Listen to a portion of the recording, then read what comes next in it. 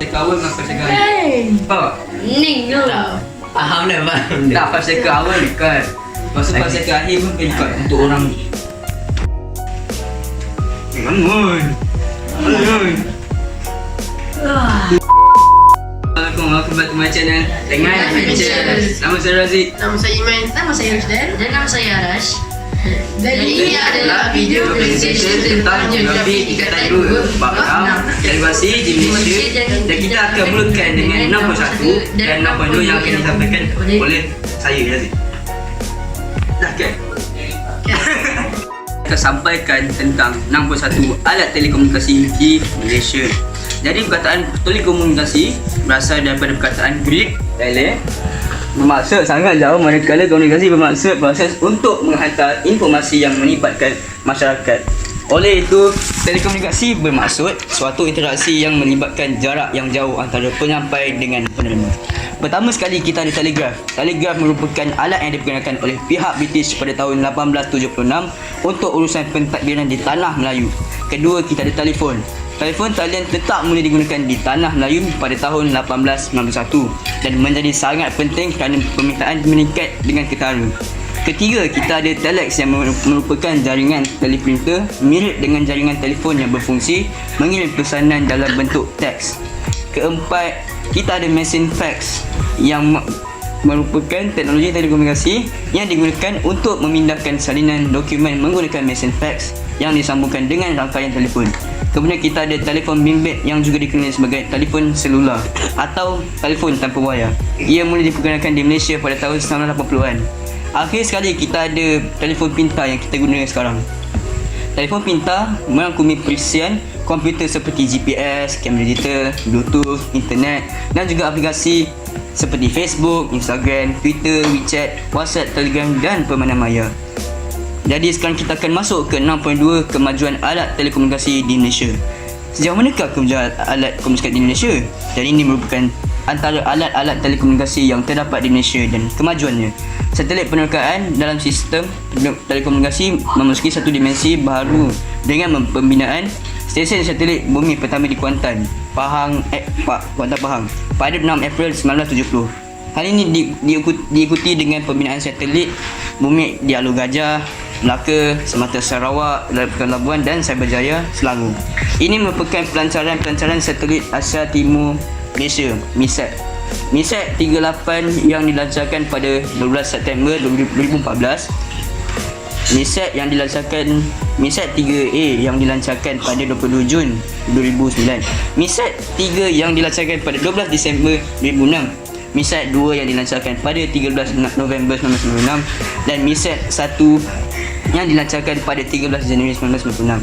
Dengan ini ia dapat mewujudkan sistem televisyen satelit yang pertama, iaitu All Asia Satellite Television and Radio Operator (ASTRO). Ia merupakan perkhidmatan televisyen bersatelit dan radio berbayar pertama di Malaysia. Sehingga tahun 2016, ASTRO telah menawarkan sebanyak 185 saluran televisyen dan 20 saluran radio. Siaran TV1, TV2, TV3 disiarkan melalui teknologi digital yang berdefinisi tinggi HD. Ia dapat memantapkan lagi penerimaan maklumat dan informasi rakyat Malaysia. Menceritakan tentang satelit. Dia akan menceritakan tentang dua satelit mikro iaitu Tiong Sang dan Razak Sat.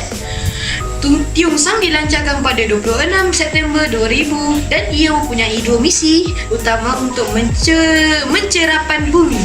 Kaji saintifik Cosmic Ray Energy Dysfunction Express CEDEX dan aplikasi komunikasi. Razak Sat pula dilancarkan pada 14 Julai 2009 dan ia merupakan satelit mikro kedua yang berupaya membekalkan imej data yang lebih spesifik.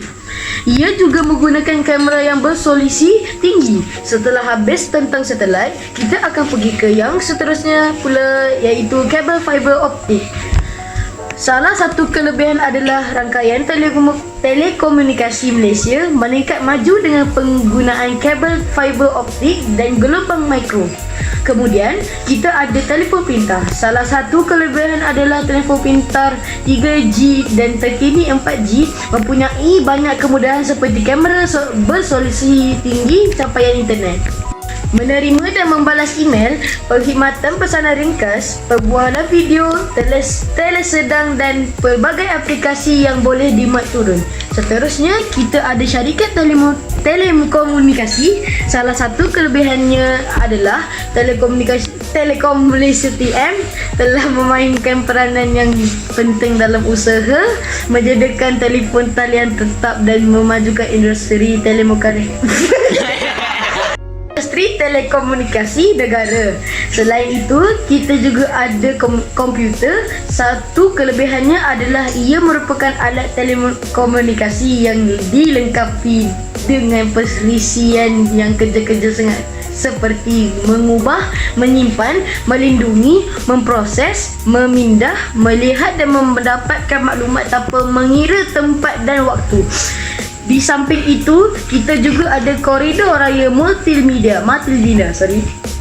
Perkembangan ICT telah mendorong penubuhan MSC yang berpusat di Cyberjaya.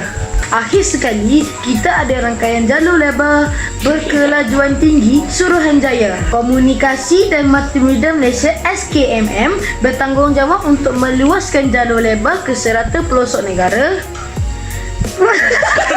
Ini apa? Saya akan sampaikan tentang 6.3 kepentingan telekomunikasi di Malaysia. Saya akan sampaikan tentang 6.3 kepentingan telekomunikasi di Malaysia. Saya akan beri 5 kepentingan telekomunikasi di Malaysia.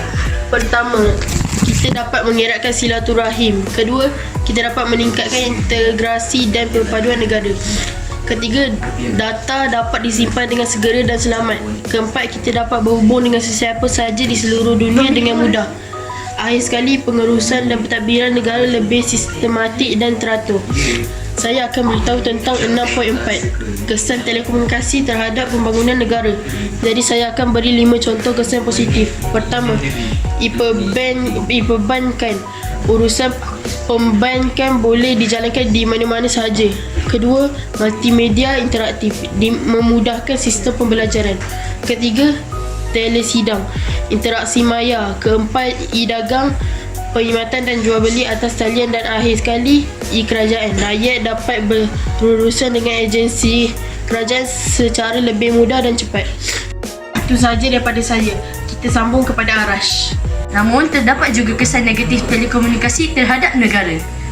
Pertama, maklumat berunsur negatif seperti keganasan, hasutan dan kabar angin suka ditapis. Kedua, isu pencerobohan dan pencurian maklumat dalam sistem pengkalan data secara atas talian. Akhir sekali, terdapat maklumat yang tersebar di dalam sesawang yang tidak tepat.